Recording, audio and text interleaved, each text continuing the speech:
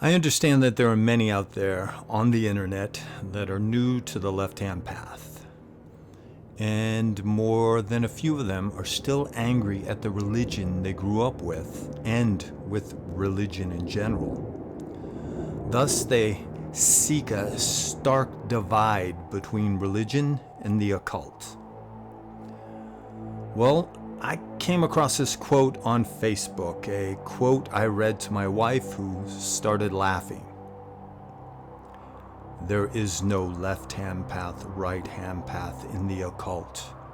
Religion is right, occult is left. Now, tell me, what do you think she found so funny about this statement? Anyone? It's written by someone who doesn't have a clue what they're talking about. Someone, I'm guessing, who has a very simplistic perspective on both the occult and religion.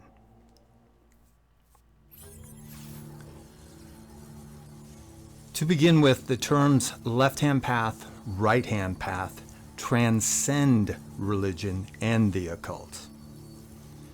And what do I mean by that? Well, let's start with the occult, and let's go all the way back to the 16th century and John Dee and Edward Kelly.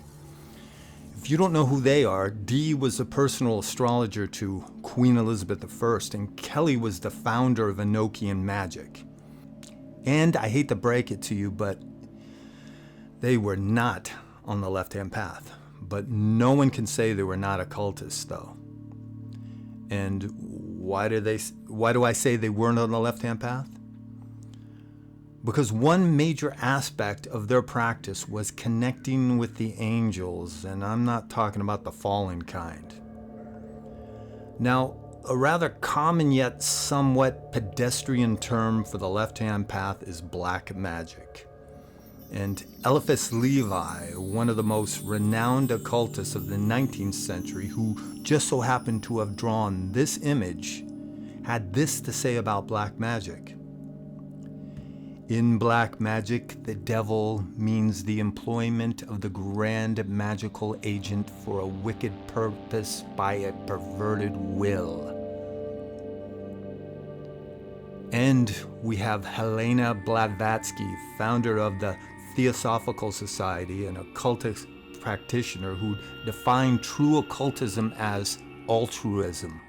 Altruism is not an attribute of the left-hand path, thus she didn't practice it.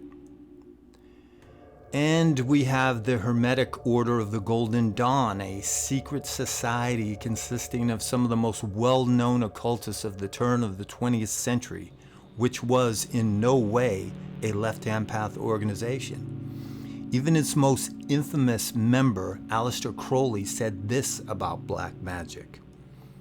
Black magic is not a myth. It is a totally unscientific and emotional form of magic, but it does get results of an extremely temporary nature. He also wrote, to practice black magic, you have to violate every principle of science, decency, and intelligence.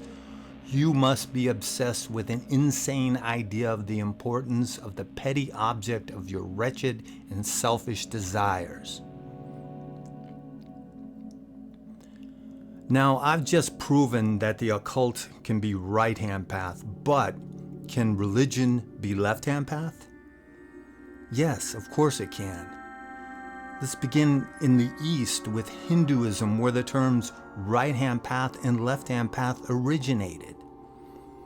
Dashinakara, or the right-hand path, is all about a union with the divine source of God. And I think this is where many people get confused, because this is not the only form of Hinduism. There's also the Vamakara, or the left-hand path, which is about a separation from the divine source and instead becoming divine in one's own terms. Examples of this would be Agora. There's also Tantric Buddhism, whose roots are left-hand path, and there are left-hand path versions of Sikhism and Jainism. And in the Middle East, Sufism, a form of Islamic esotericism, has its left-hand path variant. And it's been argued there are forms of Christian Gnosticism that are left-hand path.